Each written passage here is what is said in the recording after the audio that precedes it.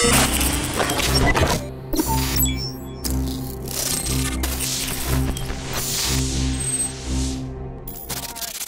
author when it comes to Wall Street culture. There's no one else out there. But in terms of reaction, you have never gotten such a visceral reaction in such a short time. What do you make of all this? It does. I've had one experience kind of like this, and it was when I published Moneyball. But in that case, they weren't threatening to throw old baseball scouts in jail for what they did. But the disruption to the industry that caused feels a lot like this. And the instigator, there's a character kind of who is taking a different view of the industry and has kind of investigated it one way or another. The main character of this book, Brad Katsuyama, has got a similar feel to me to Billy Beane. So I feel the reaction feels, it reminds me of that, that everybody has to have an opinion about the book right away, no matter if they read the book or not. So that's similar. But is the opinion about the book or about the claim the market's rigged? That's a big claim. Yeah, well, it is rigged. So it's not that big. You read the book, I don't think you can put it down and say the market's not rigged. I really don't think you. I mean, unless we can parse the word rigged. Maybe we should. So let me give you an analogy that I think is a very close analogy to the way the stock market's structured. It's a casino analogy. So I have a casino, and I want to start a poker game in the casino. So I get 3 card sharks, and I tell them, go sit there and start the game. Make it look like a good game's going on. There are no 4s, there are no 9s, there are no queens in the deck. Only you will know that. And we will pay some tour group operators to bring like a bunch of dumb tourists in to play with you. They won't know. You'll win. Hold on. Tourists. David Einhorn's a dumb tourist? Yes. Come on now. In this analogy, hold on. In this analogy, every investor, David Einhorn did not know. He did not understand. He understood that whenever he tried to do something in the market moved, like someone knew what he was up to.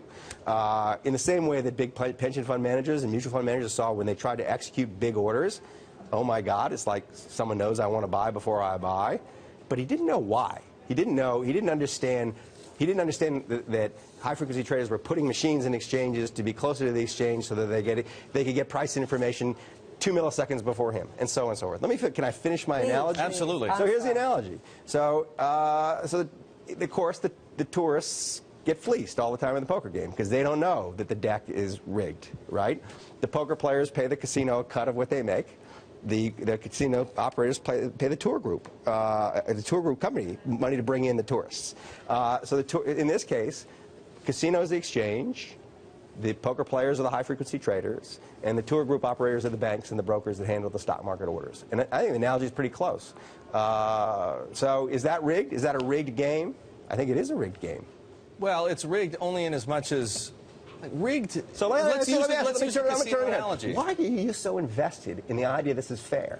Why are you even arguing about this? It's so clear. Me? Yeah, you seem to be. So why? Actually, we've just been asking questions. It's very interesting. No, but you seem to be. You can see it's very clear that people are being front run in the market. There's plenty of evidence in the book. People making tests in the market. Their orders are being anticipated and inferred. Anticipated and run in front of. That's right. And why? Well, no. There's some people. I mean, in all fairness, I don't have a stake in the proceedings here. Certainly not like you, because you're the author of the book, Michael. But there are some people. Right. You've probably met some of them who would say, in order to front run, you have to have a client. Wait, I'm sorry. In order to front run, you have to have a client. And the HFT firms don't have clients. They buy the order flow. They pay. I mean, we're talking Main Street. They pay to see things. They pay to execute the orders. So they pay TD Ameritrade tens of millions of dollars a year. Schwab, they pay E-Trade. So they pay for the right to execute the orders at a delayed price. So why would you? I mean, ask that question. Why would anybody pay for the right to execute someone else's stock market order? That in itself is a little curious. I mean, I can understand why, if I'm a stock market investor, why I would pay a commission to a broker to handle my order. But why on top of that is the broker turning around and selling my order to some high-frequency trader for the right to execute it? Where's the value in that? The value in that is quite clear. It's that that order for the high-frequency trader is an opportunity to exploit. And it's an opportunity to exploit because he has advanced information about the pricing in the stock market. Is that fair? He's also getting paid by the exchange to print, right? To print the trades. It depends. I mean, now you're getting into a complicated discussion because the exchange pricing, sometimes you pay and sometimes you get paid. So that's almost a separate issue. It is true that the exchanges create incentives to be on one side of the trade or the other. And I think that basically when you look at it, at the bottom of this is a bit like the financial crisis. At the bottom of this is that the system is riddled with really bad incentives. I mean, it doesn't make a lot of sense for brokers to be owning exchanges, I think. I mean, that in fact, the exchanges are for investors, not brokers, not for middlemen. When the brokers own the exchange is going to be essentially an instrument of the intermediary rather than the investor. All right, then are the exchanges sort of the, you know, like how the what the rating agencies were in The Big Short? Is that what the exchanges are here? And if they weren't for profit, if they weren't for profit, right, would they be a better force, a force we could trust more? It's a similar sort of role. That analogy is probably, but yes, it occurred to me that's actually sort of the role, that they're thought to be, their role, it's a kind of utility role. You need them to be an honest broker. You need them to create a fair experience for a customer who walks onto them. And if they, because they are for profit, they're incentivized, and because the way the markets work the way they work, they have to meet quarterly earnings and so on and so forth. It's not a long-term view they're taking, it's a very short-term view they're taking, that they are constantly subjected to the temptation of taking money from one faction of their clientele to put the other faction in a bad place. Would we like these HFTs more if they actually were putting money at risk, if they had positions? Yes. The fact that they're just taking Yes. a scrape here, is Yes. that why we dislike them so much? The fact that they're sort of set up not to take market risk. You know, it's funny. I want you to have skin in the game. If you have skin in the game and you could lose, I like you If you more. could have, 4,000 trading days without a single day's loss, something's a little weird, right? I mean, yes, right. But let's rewind the clock to pre-1975 when there weren't really market makers the way there are now. There were, trading was largely an agency business. This is before Gus Levy and before the arbitrage desk at Goldman Sachs and Robert Rubin. They didn't lose any money either. You don't lose any money as an agency trader. Oh, it's not true that they didn't lose any money when you rewind the clock. I mean, I worked on Wall Street. The Salomon Brothers, the traders would have down days and they'd have up days, and they just hoped the up days were better than the down days.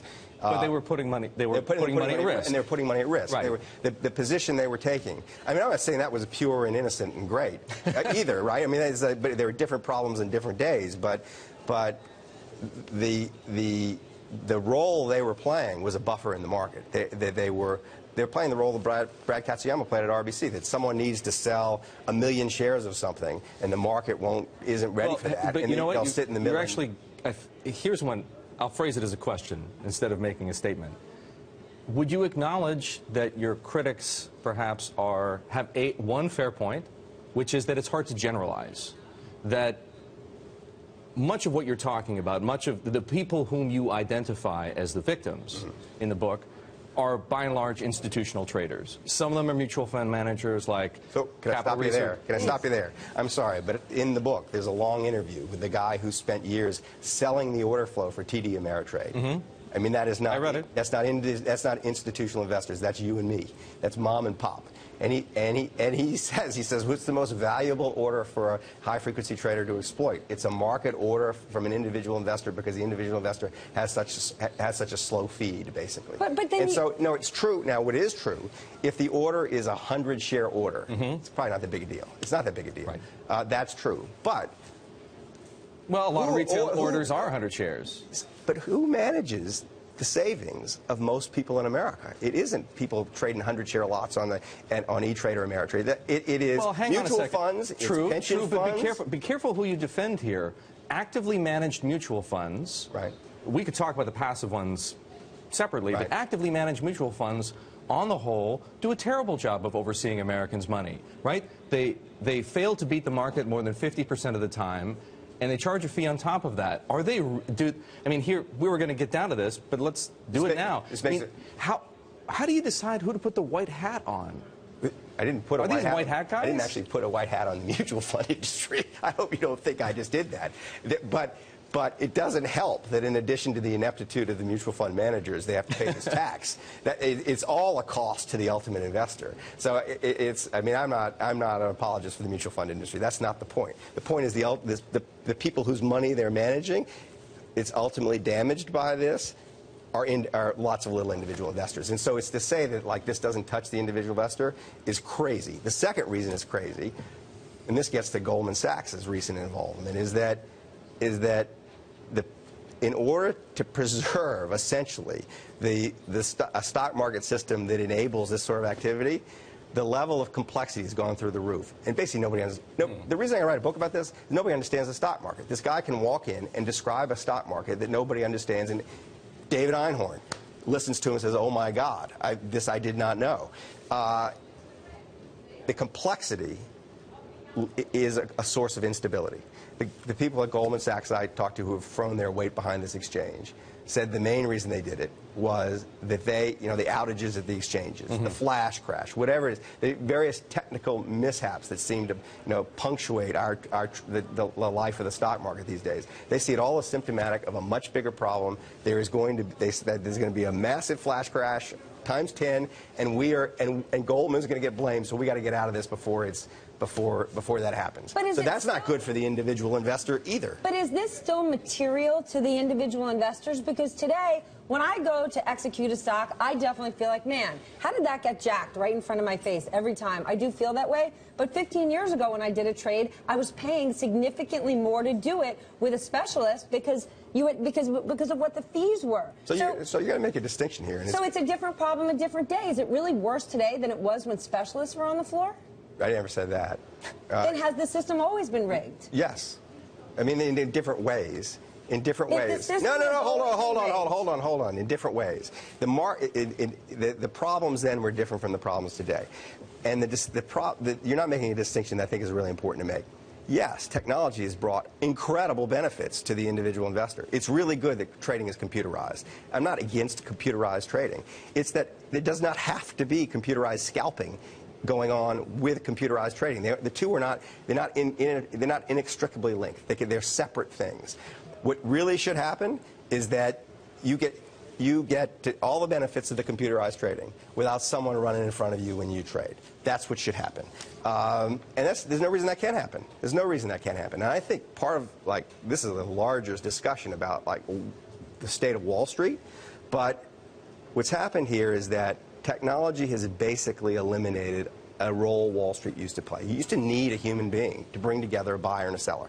You couldn't do it yourself. You couldn't. Now you hit your button on your computer and your stock market order go into a box with everybody else's stock market orders. And you don't feel good about that? That's good. That's what I'm saying. That's good. The problem is some guy jacking me. But some guy is still jacking you, and that's the problem. Is you've got traders who take all this unnecessary financial intermediation happening. Wall Street's found a way to insert itself in the stock market where it's no longer necessary. And there's all this trading happening between intermediaries and you and me that just don't need to happen.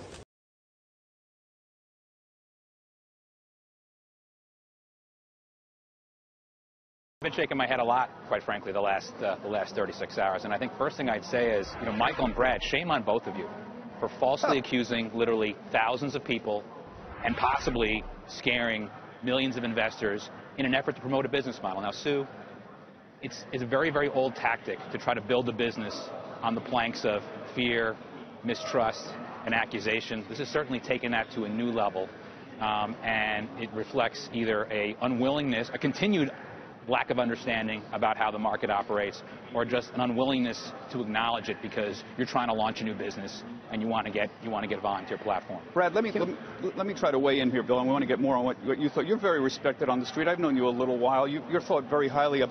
Do you think the markets are rigged? I think it's really hard to put a word on it. You said it in the book. Okay, you said it in the book. That's when I knew the markets were rigged. And it's disgusting that you're trying to parse your words now. Do you think can't say that? You are quoted that way in the book, but let's walk through an example. Do you believe it or not? Because you said it.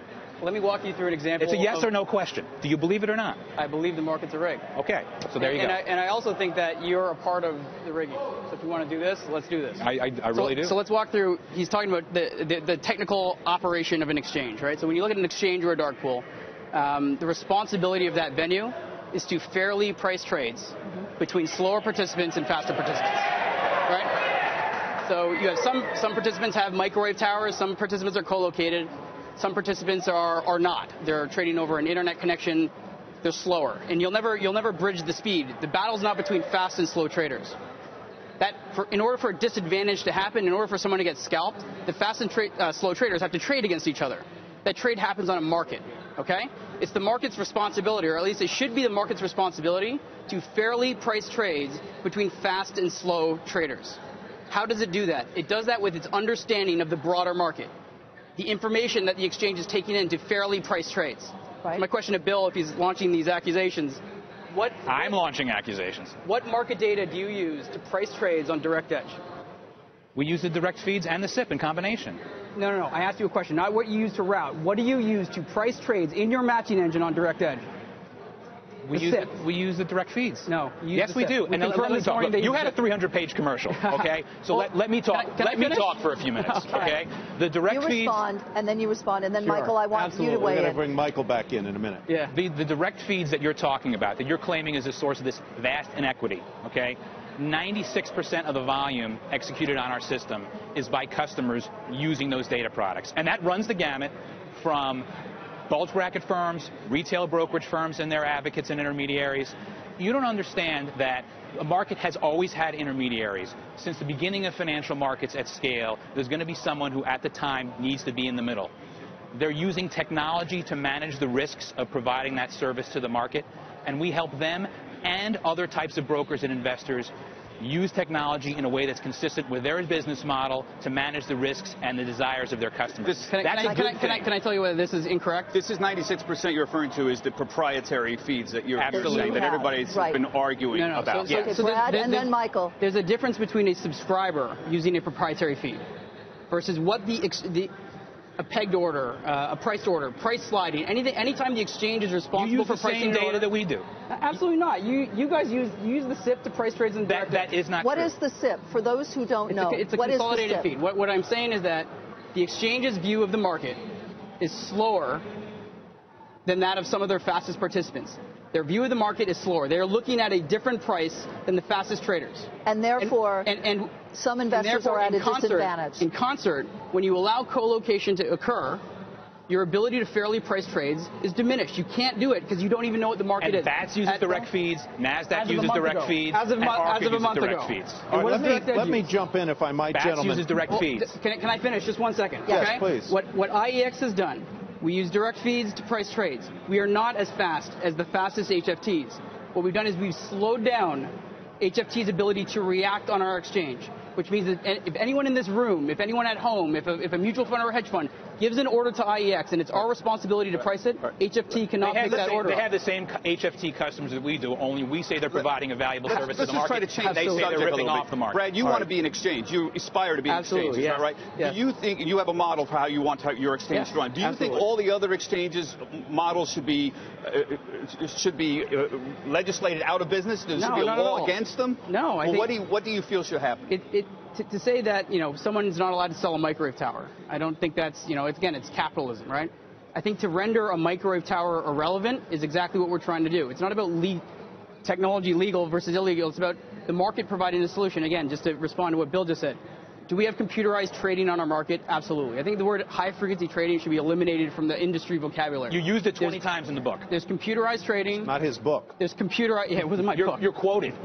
Computerized trading and computerized scalping. People can trade with computers. They will till the end of time. People use computers to scalp. They've always looked to game the markets. You cannot scalp trades. You cannot scalp orders that are on IEX. So what we're saying... Okay, guys, I'm going to jump in, folks. I'm going to interrupt for a minute. I want to bring Michael Lewis back in. You've been sitting... Me? Yeah, who you? You've been very patient I was kind of there. enjoying that. I've seen your... I could tell you were enjoying it, and it sometimes got a little bit of a pained expression on your face. I want you to react to what you've just heard. Well, I'm just going back to the very beginning. It's great to see Bill instantly throw at Brad the idea that he's doing all this to promote a business model. Well, he said that, and he also said, "Shame on you." How do you react to that? Say it again. So I think he's outrageous. I think he's part of the problem. I think he's not just Brad. There's an investor in Philadelphia named Rich Gates who managed to get himself picked off on the BATS exchange numerous times because the BATS exchange didn't update their prices fast enough. So this isn't just Brad Katsuyama talking. But what's great is that, like, the story, I mean, so Brad is now kind of cast as this troublemaker, right? And I'm partly to blame for that. But this trouble found him. I mean, this is a guy who could be very happily being part of the problem. He was being paid lots of money to work at a big bank and be part of the problem if he wanted to be. What he's actually trying to do is solve a problem that is at the heart of capitalism right now: the unfairness in the public exchanges. And he's taking great risks to do it. I mean, yeah, he'll make some money if it works out, but the instant questioning of his motives is kind of incredible. Mike, I want to go back to this final point here before we go. Should we have hearings around Reg NMS, this law, this regulation that came in 2007? I've been saying that the SEC should conduct public hearings into what is working and what is not working. They haven't done that yet. Would you support something like that? Well, so look, this is what I think. That the regulatory process always seems to generate something that ends up being gamed by smart people. What I love about this moment right now in market history is that you have this exchange that found a market solution to the problem. And if people just get out of the way, the important thing is that investors get more information about how their stock market orders are being handled. That's a big problem. Are you an investor in Brad's exchange? No. Michael? I'm just asking for full disclosure. Call me Cookie. I'm being a journalist. Are you insane? I'm not. I'm trying to do my job. I didn't even go looking to write a book about him. I was just trying to figure out what the hell was going on in the stock market. And big investor after big investor said, there's one guy who's an honest broker in all of this. He's come into office and explained how all this works, and go talk to him. He's the only guy on Wall Street who can actually tell you the truth about how the stock market works. You're not insane. And what I take the biggest issue with is BATS, Direct Edge, they didn't exist 10 years ago. And we became the biggest stock market in any given day in the United States by going to our customers, proving we had a value proposition, and winning their business. We didn't do it by trying to scare people. And I don't think it's true, and I don't think it's right. What about Bob's question about the SEC revisiting NMS and the rule that really created the current market structure that we are now all kind of grappling with, for better or for worse? I applaud both of you for trying to do, to run your businesses. But do we need to re-examine the market structure? I do agree with Michael that I think it's time to do that. We've actually called for a holistic review of market structure for a couple of years. And Mary Jo White, Commissioner Chairman of the SEC, and Dan Gallagher have made statements recently that they're prioritizing that. I think that's a good thing. But it has to be done in a constructive way that listens to the perspectives of all market participants, don't view what they're doing as inherently corrupt, and focus on data and analytics, not accusation and misinformation. If Michael's right, and your model you think is a superior one, what's the phone calls looking like? I mean, is your business picked up noticeably? You're a very tiny little slice of the market. We're small. We all know that. I mean, we're a startup. I mean, there's been thousands of calls. People have responded positively. Just back to the investor confidence. I mean, you've gone from 65% households owning equities to 52% over the last 6 years, every year declining. The S&P tripled since the lows in 2009. So trading at TD Ameritrade's at an all-time high in February and March. So I dispute that. Michael Lewis, did you talk to Mr. O'Brien as you reported your book? If so, what did he tell you? If not, why not? And what would you like to ask him right now? So first, this market confidence point, I will answer that question. The market confidence point is interesting because Goldman Sachs has now thrown its weight behind Brad Katsuyama. It's amazing because you use Goldman Sachs as let me finish this. No, you had 300 pages. You let Goldman Sachs' investment in my exchange as a sign of corruption, and his backing of his exchange is a sign of virtue. And you didn't call me. There's a difference. Say the same thing. Why is there a difference? Because the backing of me is bad and the backing of you is good. How is it different? Because they're a financial. They've invested in the investors in our exchange don't trade on our exchange. This is part of the problem, right? I mean, Bill, again, I say the sky's blue, Bill say the sky's red, right? This company, this building was owned by people who traded here for 200 years. Is he always like this on the show? This is insane. What you say is insane. All right, let him finish, and then you get a response. Bill's talking in his book, okay? He is owned by intermediaries. He's owned by HFTs. I'm talking my own book, right? We're owned by mutual funds, hedge funds, etc., right? So it is one of these things where, at the end of the day, what is the purpose of the market? Why are all the people in this room, right? They're in here to help companies raise capital and to help investors allocate that capital. Do intermediaries play a role? Absolutely. Should you build a market specifically just for intermediaries? You shouldn't. So we have the buy side behind this. We have brokers like not just Goldman, but Morgan Stanley or JP Morgan or Bernstein or RBC. You have people in this room. You have computerized traders like Virtu that aren't coming here to scalp people. And you have the general public behind a solution. Like, what are we talking about here, right? It's for the industry getting behind a solution. That's exactly what's happening. So I'm all for people competing. We started from nothing 10 years ago, just like you're doing now, and that's fine. And you're right. The purpose of exchanges is to bring together buyers and sellers in a way that works for them. But Michael, jump back in what we're saying is it's not a zero-sum game. Everybody can win, and you don't need to build the market on the premise that one group is ripping another group off. Michael, go ahead. So I missed most of that. I didn't hear it. I didn't actually hear the exchange. But so I don't know what I'm jumping into. Sorry. Well, I asked you earlier, did you speak to Mr. O'Brien in the reporting of your book? So I visited BATS. I interviewed people who... No, you did not. That is false. That's not false. Absolutely false. That's not false. I toured it. I had a tour of the place. That is untrue. What do you mean it's untrue? I was there. Give me a date. What date? February 5th. February 5th, what year? 2013. Okay, we're going to follow up with CNBC about where Michael Lewis was on February 5th, 2013. Were you in Kansas City or New York? I was with Brad Katsuyama when I visited. You can't hear them. You were in Kansas City on February 5th, 2013? Because that's where we're located, by the way, if you wondered about it. I wanted to see where the high-frequency traders hooked up. Look, you go to a data center, going to a data center and standing outside and saying you talk to us is not the same thing. Okay, so be honest with yourself. So the other thing so the question was, there's actually no point in talking to someone who's just throwing dust in the air, and he wasn't actually the head of BATS when the stuff I was describing occurred. I tried to get to Dave Cummings, who was one of the founders of BATS, because I was curious why they positioned it outside the Lincoln Tunnel. I mean, Brad Katsuyama discovers that he's being front-run from BATS to other exchanges. That's what gets him involved in this in the first place, and in this kind of journey of discovery to figure out how this market works. And so I was curious if they had intentionally put the exchange on the other side of the Lincoln Tunnel just so they could pick off orders. Just stop manipulating the audience, because talking to an ex-employee is not the same as saying you talk to us. So the person who, you weren't even there at the time, so the person who I wanted to talk to, he wouldn't talk to me. But I did talk to You didn't try to contact anybody at BATS, okay? The answer is no. You didn't try to contact any employee of BATS. And your book is riddled with inaccuracies for that and many other reasons. That's not true. It's not true. Again, you can get on there and you can shout all you want, but it's just not true. So you have a much bigger soapbox than I do. Traders. I interview people from all the exchanges. To that point, though, Bill. I interview people. I'm sorry. No, to that point, Bill, though, he does have a very big platform, which I mentioned earlier. And this book is getting an awful lot of media and an awful lot of press. And for better or for worse, it doesn't make some of the high-frequency exchanges look good. So how do you combat that? How do you clear the air? How do you forward the conversation? Because once Flash Boys goes to the general public, which it is going to do shortly, and once you have, as Bob Pisani said, the megaphone of 60 Minutes, it becomes a Main Street topic, right? So how do you combat what is going to be a negative image for your company and for your industry? Let's start with the facts. And I think David Kaminsky put it really well a couple of hours ago, right? 15 years ago, the spread between the best offer to buy and sell was 12 cents or 25 cents. Now it's a penny. 15 years ago, what an institutional investor paid Brad at RBC to execute his trade was 6 cents. Now it's 90 to 95% less than that.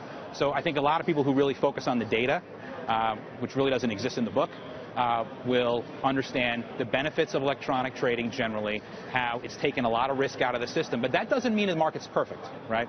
Saying it's not rigged and saying it's perfect are not the same thing. And we did need a wake-up call from the flash crash. We had not invested in the technology to make our critical infrastructure more resilient, to manage the complexity. And it is complex, but you know what? The internet's complex. A factory is complex. There are ways to manage that risk. We need to work very hard to do that. I think that's a very interesting point when you say the market is not perfect. There are imperfections in the market. And Brad, that's sometimes called an edge, right?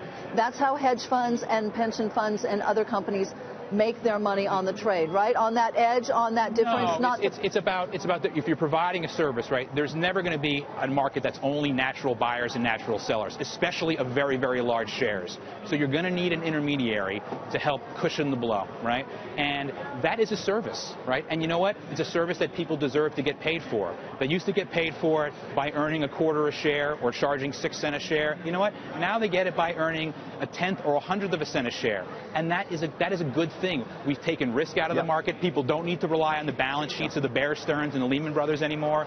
They can use this technology to manage the risk, and that's a good thing. But Brad, you're not against intermediaries. You're not against people who charge a penny for their services. People have been doing that for a long time. I don't want anyone to misrepresent your position. You're not saying that there's something in the book wrong with in the book he says he wants to build a market without intermediaries except for him. He wants to be the only intermediary. Let me ask we're not even a broker. You don't ask. You are a broker. You run an ATS. If you have a market, are you a broker dealer? Are we a member of? Are you a broker dealer? Do we trade on our? Are you a broker dealer? So again, yes or no question. You are a broker dealer. Okay. The answer is look it up on let me just ask the question. We don't trade on our own market. Okay. Can we just clarify that before Bill ruins? We don't trade on our own market. You have a model that you think is better than other people's models. Yes. You don't necessarily believe, though, that everybody else should be banned, for example. You don't think that if somebody wants to charge a penny to provide some kind of liquidity, phantom or not, computerized trading is probably the only time Bill and I will actually agree. Computerized trading has delivered benefits to the market. You're for competition, and you believe your model is superior, and you will win out. Yes, and again, we're not. Just don't say everybody else is corrupt but you. We're not saying that either. Right? You said it's rigged. Do you know what that means? Well, let me go back to this. Why are you trying to summarize all of this? Why are you trying to summarize the entire market in one word? Because you started 60 Minutes with it. Michael, let me just ask you one thing about this. I started 60 Minutes with it? Yes, you did. Michael, did I produce 60 Minutes? Let me just ask you, Michael. What are we talking about? Yeah, I think a lot of this concern here is with the emotion that has been generated by the term rigged. And the average person watching the 60 Minutes show, I know my wife turned to me and said, honey, is it safe to invest in the stock market? Absolutely. It's rigged. And I'm sure you didn't mean that, but are you willing to clarify the idea that it is safe to invest in the stock market? Because that's what a lot of people came away thinking you were saying. That was the question I asked in the beginning of the show. It's a really simple thing. The book lays out the story very clearly. Go read the book, and you decide whether it's rigged. All right. You know, Brad, do you worry, though, about the use of the word to Bob? I asked that question of Michael at the beginning of the show. You were quoted as saying in the book that the markets are rigged. He said it again here. And you did say it again here. But the implications of that is worrisome to me. I take your point. I read the book. It's a